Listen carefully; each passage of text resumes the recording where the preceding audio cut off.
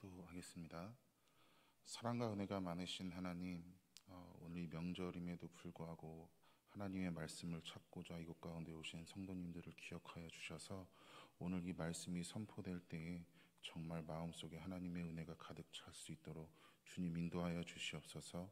또한 오지 못한 한 분 한 분에게도 동일한 은혜를 주셔서 정말 이 명절이 하나님과 함께 하나님의 은혜 속에 거할 수 있는 귀한 시간 될 수 있도록 주님 인도하여 주시옵소서. 사랑이 많으신 예수님의 이름으로 기도드립니다. 아멘. 얼마 전에 가족들이랑 이런저런 얘기를 나눈 적이 있는데, 이야기를 하다가 아이가 책을 읽지 않는 이유는 다 부모의 탓이다라는 이야기를 했습니다. 책을 읽을 때 부모가 책을 정말 열심히 같이 읽으면 아이들은 책 읽는 습관이 들여지고, 만약에 부모가 책 읽는 척을 하면 아이들도 책을 읽지 않고 책 읽는 척만 한다고 합니다. 그런데 저희 집안은 얘기를 나눠보니까 전부 예체능 집안입니다. 누나는 성악과를 졸업했고요, 저는 유도학과를 졸업했습니다. 누나와 저는 그래서 너무나 서로 잘 알고 있습니다. 서로 얼마나 책을 안 보고 학창시절을 보냈는지 너무나 잘 알고 있습니다. 그래서 아무리 생각해도 조카는 책보다는 다른 것을 좋아할 것 같았습니다. 그래서 조카한테 다인아 책 읽는 거 좋아하니? 그러니까 좋아한다고 하는 거예요. 그래서 계속 캐물었습니다. 그런데 결국엔 책 얘기를 물어보면 한 권 읽은 것만 계속해서 얘기하는 겁니다. 그래서 다시 한번 물어보니까 조카는 춤을 추는 걸 좋아하고 있었고 노래하는 걸 좋아하고 있었습니다. 춤추는 거를 상당히 좋아하는데 춤을 추는 거를 봤는데 음악과 템포에 맞춰서 다르게 추고 있더라고요. 그 이야기는 음악을 안다는 이야기입니다. 누나가 성악을 전공을 해서 음악을 자연스럽게 배웠겠구나 생각을 하게 되었고, 저는 이런 모습을 보고 아이들이 정말 부모로부터 많은 것을 다 배우고 다습한다는 것을 알게 되었습니다. 오늘의 본문은 부모님으로부터 하나님에 대해 배우지 못해 이스라엘 자손이 시험받는 이야기입니다.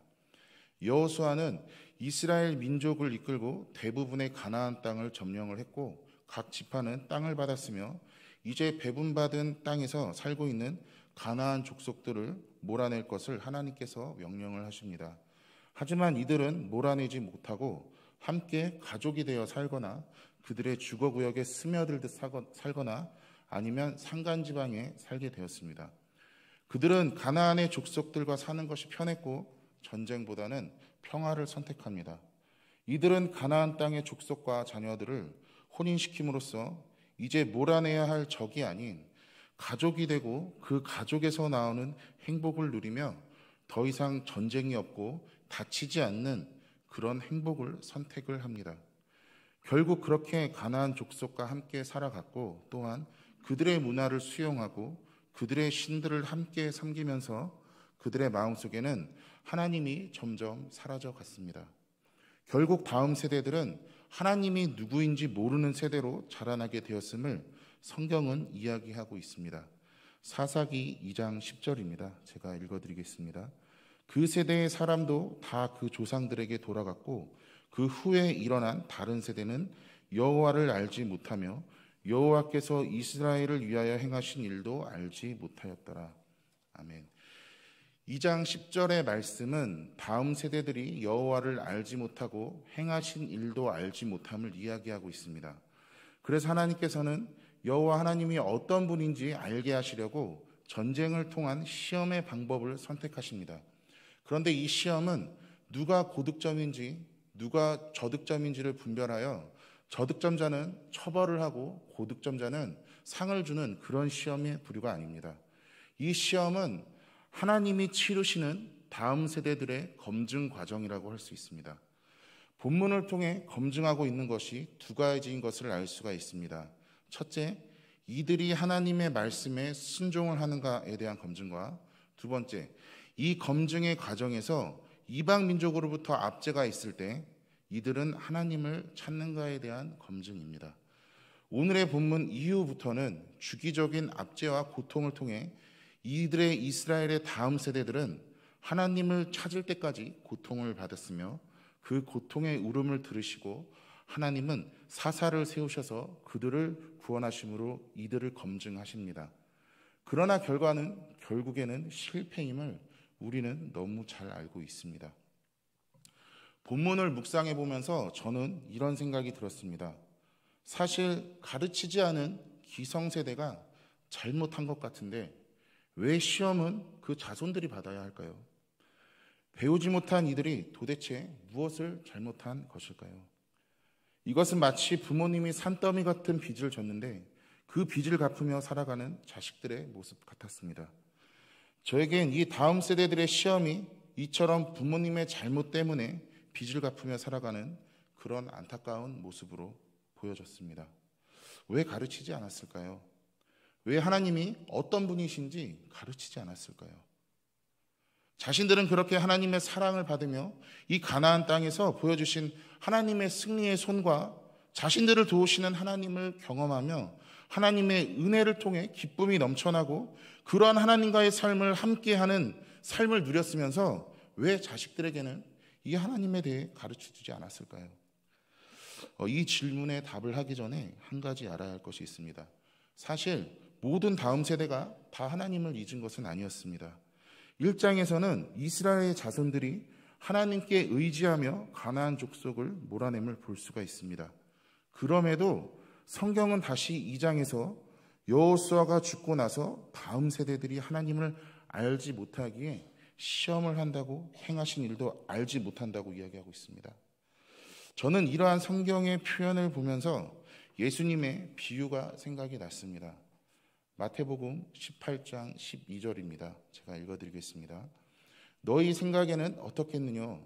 만일 어떤 사람이 양 100마리가 있는데 그 중에 하나가 길을 잃었으면 그 99마리를 산에 두고 가서 길 잃은 양을 찾지 않겠느냐?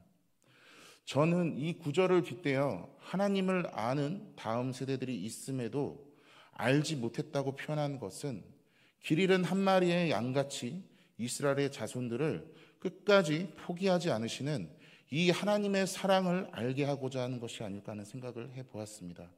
즉 하나님은 성경을 통해 지금 하나님을 아는 세대들보다는 길 잃은 양과 같은 하나님을 알지 못하는 다음 세대들에게 더 주목하고 계심을 우리는 알 수가 있습니다. 다시 본문으로 돌아가서 왜 그들은 다음 세대들에게 가르치지 않았을까요? 왜 진짜 가르치지 않았을까요? 저는 이렇게 의문을 던져보았습니다. 정말 하나님에 대해서 한마디도 하지 않았을까? 만약 했다면 왜 다음 세대들은 하나님을 알지 못했을까? 그래서 저는 두 가지로 생각해 보았습니다. 첫 번째로는 정말 기성세대들이 하나님을 전하지 않았다는 것입니다. 그들은 분명 가나안 족속의 사람들을 몰아내지 않고 그들과 함께 살아가는 것에 편안함을 느끼면서 가나안 족속의 사람들을 몰아내지 않고 정말 하나님을 잊으면서 살아갔을 수도 있습니다.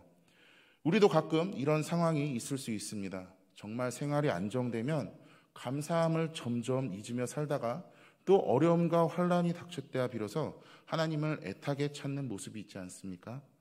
그들의 삶이 편안해질 때 바로 하나님을 잊어버리는 이 사사기의 패턴을 보아도 쉽게 알 수가 있습니다. 그리고 다른 한 가지는 단순히 하나님을 전했을 가능성을 저는 생각해 보았습니다. 혹시 알파고라고 아시나요? 이세돌을 이긴 바둑을 두는 인공지능 로봇인데 흔히 요새 마음에 없는 표현을 두고 알파고 리액션이라고 합니다. 예를 들면 오늘 권사님 진짜 아름다우세요. 진짜 옷도 너무 잘 어울리십니다. 이렇게 얘기하는 게 아니라 권사님 아름다우시네요. 권사님 오늘 너무 옷이 예쁘십니다. 이렇게 감정 없이 전하는 것을 알파고 리액션이라고 합니다.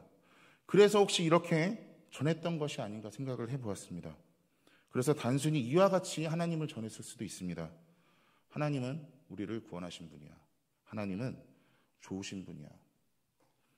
이와 같이 이스라엘의 기성세대들이 알파고처럼 하나님에 대한 아무런 감정과 은혜 없이 하나님이 무슨 일을 하셨는지 그들을 얼마나 사랑했는지 전한 것이 아니라 알파고와 같이 전한 게 아닌가라고 생각을 해보았습니다. 이렇게 생각하게 된 계기는 바로 이 본문에 나오는 알다, 히브리어 야다라는 단어 때문입니다. 이 야다라는 단어는 알다의 의미지만 오늘 본문에서 4번이나 나올 만큼 아주 중요한 단어입니다. 야다라는 단어는 머리로 지식으로 아는 것이 아닙니다. 책을 통해 얻는 지식, 내가 얼마만큼 아는가, 그런 지식의 양을 표현하는 단어가 아니라 경험적, 체험적으로 깨닫는 지식을 의미합니다. 즉 하나님에 대한 역사를 아는 것, 그 하나님의 역사가 지금도 일어나고 있음을 알고 그러한 체험적, 경험적 은혜가 정말 내 마음에 얼마나 깊게 자리 잡고 있는가, 바로 그런 의미를 뜻합니다. 즉 이스라엘의 기성세대들은 다음 세대들에게 하나님께서 애굽에서부터 그들을 구원해 주신 경험과 불과 구름 기둥으로 그들을 이끄심과 홍해의 기적과 만나와 메추라기 사건, 마라의 쓴물 사건 등 그런 은혜와 동시에 광야에서 죽었던 자신들의 부모님의 슬픈 이야기, 광야의 시험 이야기, 그리고 요단강을 건너며 다시 한번 홍해의 기적을 보았던 그런 이야기, 이 가나안 땅에 들어와서 전쟁을 승리로 이끄신 하나님의 은혜와 사랑, 하나님의 역사 안에서 펼쳐졌던 이 이야기를 전하지 않았던 것입니다. 이 이야기를 다시 말하면 다음 세대들은 자신의 부모 세대가 어떤 하나님을 경험하며 살았는지 전혀 몰랐던 이야기입니다. 즉 하나님께서 자신들의 부모를 얼마나 사랑했는지, 하나님께서 자신들의 부모를 사랑하기에 어떠한 수고와 노력을 하셨는지 전혀 몰랐다는 것이고, 그 하나님의 사랑이 자신에게도 그리고 그 다음 세대들에게도 똑같이 물려받을 것이라는 것을 전혀 몰랐던 이야기입니다. 그 결과가 무엇입니까? 그 결과가 어떻게 되었습니까? 전쟁이라는 고통의 방법으로 검증의 과정을 거쳐야 했던 것입니다. 이스라엘은 여기서 무너졌습니다. 이스라엘은 이렇게 기성세대가 다음 세대에게 올바로 교육하지 않은 그 시점부터 무너지기 시작했습니다. 하나님을 올바로 전하지 않아 이스라엘은 무너졌던 것입니다. 실패를 했습니다. 결국에 하나님께서는 직접 이들에게 하나님을 경험하게 하고 체험하기 위해서 시험을 주셨다는 것을 보면은, 우리는 우리의 자녀들에게 하나님의 역사를 우리 다음 세대에게 가르치는 것이 얼마나 귀하고 소중한 것인지, 우리가 하나님을 힘써 알아가는 게 얼마나 다음 세대를 위해 중요한 건지 우리는 알 수가 있습니다. 오늘날의 한국 교회의 모습은 어떨까요? 제가 서울신학교라는 신학교에 다녔을 때 기독교 강요라는 수업이 있었습니다. 교수님께서 이런 질문을 하셨습니다. 한국 교회는 무너졌는가? 교수님마다 바라보는 시각이 다르기 때문에 그런 점을 잘 이해하고 들어주시기 바랍니다. 교수님께서는 이렇게 답을 주셨습니다. 한국 교회는 무너졌다. 이제 희망이 없다. 한 배가 망가지고 부서졌을 때 이미 가능성이 없다면 배를 고치는 것이 아니라 새로운 배를 만들어야 한다. 그 새로운 배는 바로 교회 학교를 올바로 세우는 일이다 라고 하셨습니다. 제가 생각하기에 좀 과격한 표현이긴 했지만 저는 그 가르침을 잊을 수가 없었습니다. 이곳에 부임하고 더 잊을 수가 없었습니다. 왜 잊을 수 없었는지 아십니까? 왜냐하면 저에게는 유초등부 시절의 하나님을 경험적, 체험적 지식인 이 야다가 없기 때문입니다. 저는 초등학교 시절, 아니 국민학교죠. 사실은 절에 다녔습니다. 수련회 때 반야신경을 위해서 상도 탄 적이 있습니다. 저는 7살 때 교회를 다니다가 한 선생님이 교회 안 온다고 집까지 끝까지 쫓아오셔갖고 시험에 들어서 교회를 그때부터 나가지 않게 되었고 초등학교 내내 절을 다녔습니다. 그래서 우리 유초등부 아이들에게 이 아이들 나이 때에 어떠한 하나님을 만나야 하는지, 어떤 경험을 해야 하는지, 캠프는 어떻게 해야 아이들이 하나님을 만날 수 있는지 저는 아무것도 몰랐습니다. 저는 참고로 30이 넘어서 하나님을 만났습니다. 저는 이 유초등부 나이 때에 교회 학교에서 무엇을 배워야 할지 전혀 알지 못했습니다. 머리로는 물론 알고 있었습니다. 지식적으로, 이론적으로 너무나 잘 알고 있었습니다. 하지만 이 야다의 단어가 의미하는 하나님께서 나에게 주셨던 그 역사를 가르쳐주고 싶은데 저는 절에 다닌 기억밖에 없어서 해줄 수가 없었습니다. 그래서 저는 하나님 앞에 엎드릴 수밖에 없었습니다. 머리로 지식으로는 많이 들었습니다. 하지만 오늘 이 하나님께서 다음 세대들에게 시험할 수밖에 없는 이유가 이 경험적, 체험적 하나님이라는 부분에서 저는 참 좌절을 느낄 때가 있었습니다. 그래서 저는 딱 한 가지 놓고 기도를 했습니다. 아이들을 사랑하게 해주세요. 정말 제 조카처럼 사랑하게 해주세요. 제가 이들에게 무엇을 가르칠 수 있겠습니까? 제가 할 수 있는 것은 아이들을 사랑하게 해달라는 기도밖에 없었습니다. 그런 기도를 몇 개월 하면서 이상하게 아이들보다 선생님들에게 더 마음이 가기 시작했습니다. 저는 이 선생님들의 삶을 보면서 이분들은 어렸을 때 교회 내에서 어떤 사랑을 받고 자랐을까? 어떻게 교회에서 사랑을 받았을까? 지금 선생님들이 아이들에게 사랑을 주고 많은 시간을 함께 보내면서 어쩌면 선생님들도 이처럼 똑같이 보냈겠구나 라는 생각이 들었습니다. 하나님은 저에게 그것을 보여주셨습니다. 유초등부, 중등부, 고등부까지 그 시절 교회 전도사님들 그리고 그 당시의 선생님들에게 많은 사랑을 받고 교회 안에서 성장했을 것입니다. 아마 청년부 때도 많은 사랑을 받았을 것 같습니다. 물론 상계제일교회 다니시는 모든 분들이 그랬을 거라고 저는 생각을 합니다. 그 시절 받았던 하나님의 사랑, 교회 안에서 받았던 사랑을 마음속에 기억하며 아이들에게 그대로 사랑으로 가르치는 우리 선생님들의 모습을 하나님이 보게 하셨습니다. 사랑하는 성도 여러분, 저는 우리 교회학교 아이들도 훗날 어른이 되었을 때 교회학교 시절 그때를 그리워하는 아이들로 성장했으면 좋겠습니다.